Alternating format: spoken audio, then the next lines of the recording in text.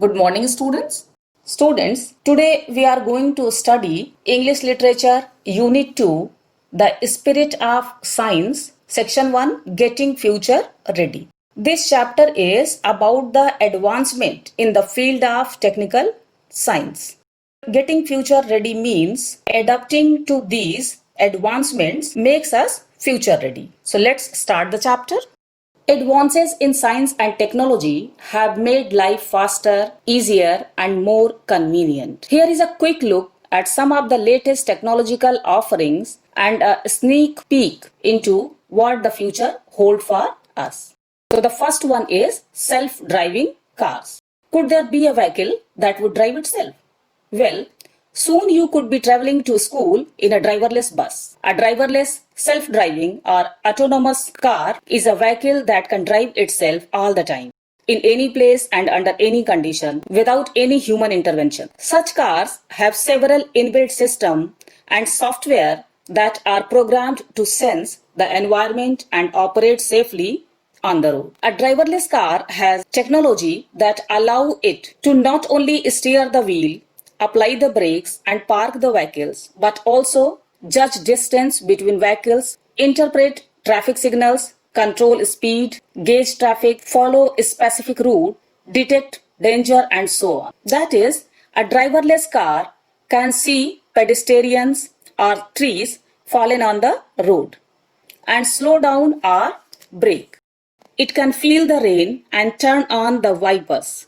It can monitor traffic and take a diversion. In short, driverless cars do the job of driving, navigating, following rules, and acting on reflexes while on the road. Listen the explanation of this page, this part. Self-driving cars mean a driverless car that can drive itself, or autonomous car. Autonomous means controlled by itself. Children, a driverless car can drive itself under any condition, any time, and in any place without any human help.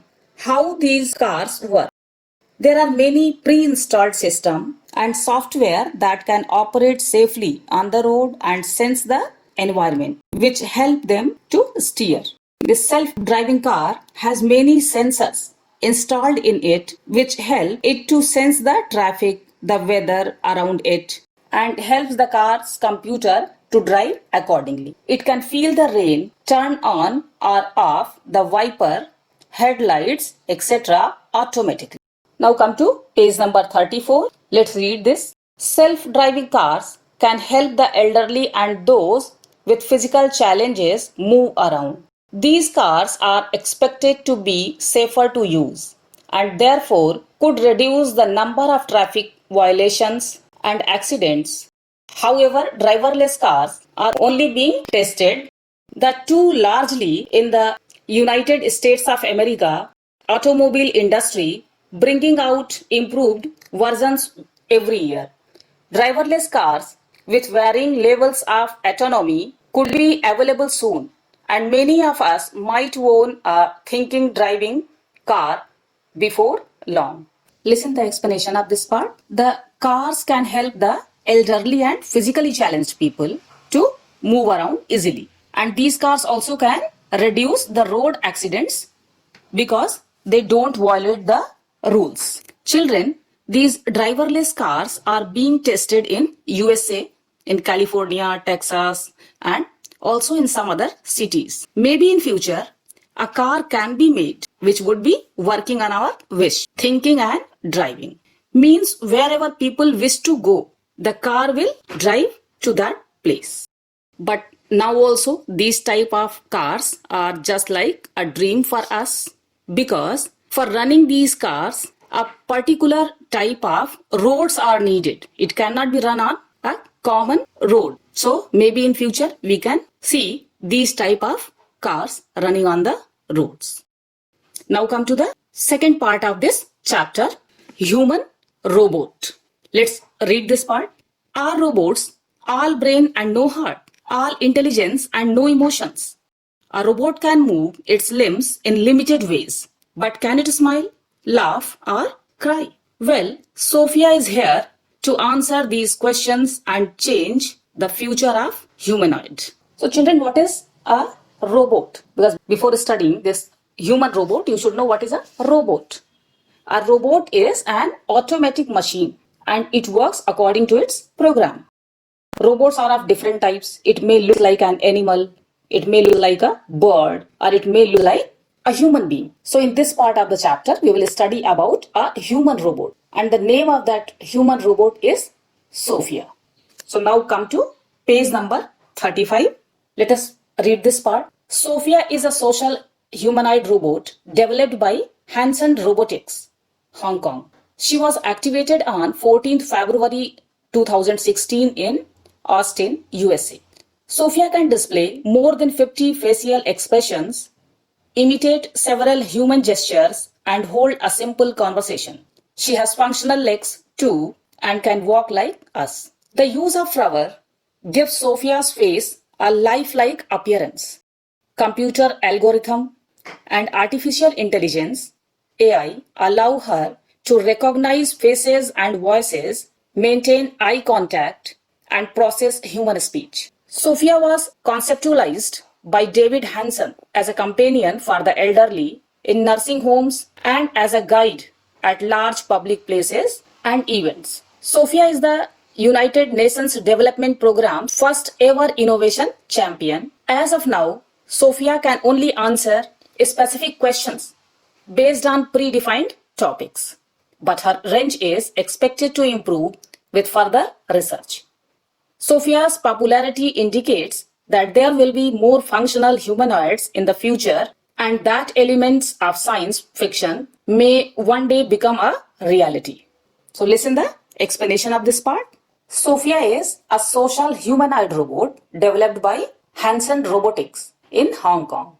She was activated on 16th February 2016 and she was revealed to the public in March 2016 in Austin, USA. Sophia is a very unique robot. Unlike the other robots of that time, she can display many human expressions and gestures, and she can also walk like a human being, like us. Her skin is made up of special rubber, which is called frubber, and she is driven by complex computer algorithm and artificial intelligence, due to which she can easily recognize faces. Means due to artificial intelligence and algorithm, she can identify faces, voices, and also she can maintain eye contact and understand human speech. And the main aim of developing Sophia was to provide a friendly robot to elderly in nursing homes and as a guide at public places. Sophia got a citizenship of Saudi Arabia. She is the first robot who has got the citizenship of some country. Maybe in future, many robots like Sophia can be introduced. Now, come to the next part of this chapter, a ticket to space. Let us read this part. Are you an avid reader of space fiction? Have you ever envied astronauts or wished to travel in space? Your space dream and intergalactic fantasies may soon come true. Humans have always been fascinated by outer space.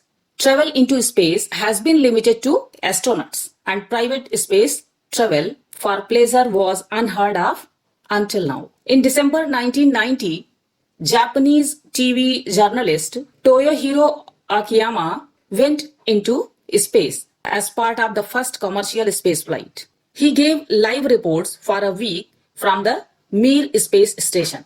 However, the first amateur to pay for a flight into space was Dennis Tito, a US engineer and businessman. He became the first space tourist or citizen explorer by visiting the International Space Station ISS for 7 days in 2001. Between 2001 and 2009, 6 more people bought a passage to space. One of them, Charles Simonyi, even went twice. Between 2003 and 2004, 2 individuals breached the Earth's atmosphere and entered outer space in an experimental spacecraft. Several space tourism companies have been formed since then, with an aim to facilitate private space exploration for a hefty fee.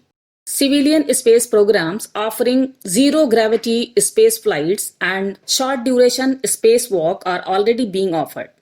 Perhaps by the time you grow up, space planes may be as common as buses and a trip to Mars may become quite affordable. You may even be able to fly to the moon and back for a holiday. Now listen the explanation of this part. Children, the fascination of exploring the universe made humans to travel across planets. So in December 1990, Japanese TV journalist Toyohiro Okiyama went to space as a part of the first commercial space flight. But the first amateur who paid for a flight into space was Dennis Tito. He was an engineer as well as a businessman. And he became the first space tourist or citizen explorer by visiting the International Space Station for 7 days in 2001. So children, now this is an emerging industry that people like to explore the universe also, because exploring the universe is filled with innovations and excitements, and we have also several new solutions to the old issues, such as that prepare humans for space travel has drastically changed. Before that, because today's spacecrafts are so automated that anybody who is healthy and wealthy could easily travel to space. So maybe in future that people will be going to space for their holidays. Thank you.